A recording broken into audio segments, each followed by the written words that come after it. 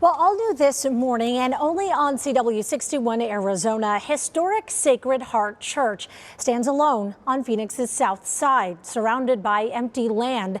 A church built from the ground up by the community who used to live there. But there are plans to restore this historic church to its former glory. Between the sounds of construction and the planes roaring overhead stands Sacred Heart Church alone near 16th Street and Buckeye in Phoenix, now a relic of what was the Golden Gate Barrio. I vividly remember running up and down the alleys with the other kids. I mean, that was just something to do. Abe Arvizo Jr. grew up in Golden Gate. He remembers neighbors were more like family. Whether when you needed a glass of water, or you were hungry, or you wanted, just to sit down and rest, you could do that in anybody's yard or anybody's house. And that was part of growing up. And so was attending Mass at Sacred Heart Church. I would be with my grandfather at the back, and that's where you got to see where the different families sat in the pews. Usually the families had a certain place they would sit. The church was built in the 1950s at the insistence of Father Albert Braun, a World War II veteran who knew those who lived in Golden Gate would have to walk more than 2 miles to get to Mass, even in the summer. 1950s. Author and historian Dr. Pete Demas says Father Al knew the need was great. He brings nuns in to start teaching catechism, and next thing you know, he has several thousand parishioners. In other words, it was an area that had been ignored, basically. At first, services were held in a ramada with a dirt floor and a roof made of palm leaves. But then, with Father Al, the neighbors got to work building something that would last. Now, understand that Sacred Heart Church is basically one where the community itself builds what it's going to use. It wasn't big money coming from the church that put it together. It was the hands of those who it was meant to serve. Yeah, there was construction companies and all that were building in the valley, but we were poor. We didn't have that. And so basically most of the labor came from the community, the manual labor. Abe's late father, Abe Arvizo Sr., was among the parishioners who worked on the building. My uncles and my dad did the electrical work in the church and the surrounding buildings.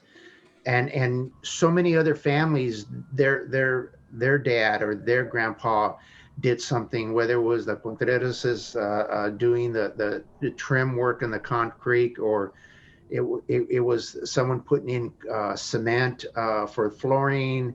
And the women were just as vital. Really the women that really kept us going, and I think a lot of people forget that, and that the ladies, whether they were making the food, bringing water, whether they were there for support, or just getting the husband to go to work, because you have to remember they worked at a job, and then they'd come home and they'd be tired, and then come the weekend or the evenings or whenever, when someone wasn't working, you were working on the church. Brick by brick, the church came together, and countless weddings, baptisms, and funerals were held there throughout the 60s and 70s. But in the mid-1980s, after Father Al passed, the Diocese of Phoenix sold the church and surrounding land to the city of Phoenix for the expansion of Sky Harbor Airport, and the church was going to be torn down.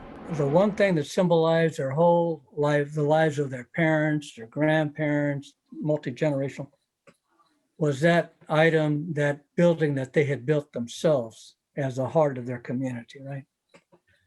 And so the fight begins to at least, please, some respect, at least save the church.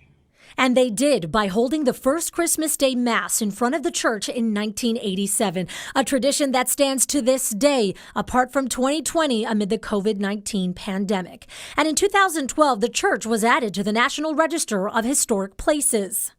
And so here stands historic Sacred Heart Church all these years later, rich with the Golden Gate Barrio's history. But community leaders are now looking to its future. In 2018, the Diocese of Phoenix reached a deal with the city for restoration, and the nonprofit Chicanos por la Causa is working with the diocese on the years-long project.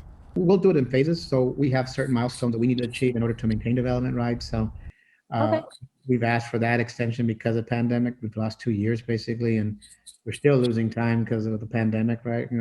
David Adame is the president and CEO of Chicanos por la Causa. He hopes they will thrive once again. It shows that if anybody else can do things, we can do things. This church has much more significance than just bricks and mortar. And while we were able to talk to Abe Arvizo Jr., you heard him that he said there were so many families who were involved in building this church and bringing it to life, really. Now, Adame did tell me as far as a timeline when he thinks this could all be completed. He says he's hoping a couple of years. Justin.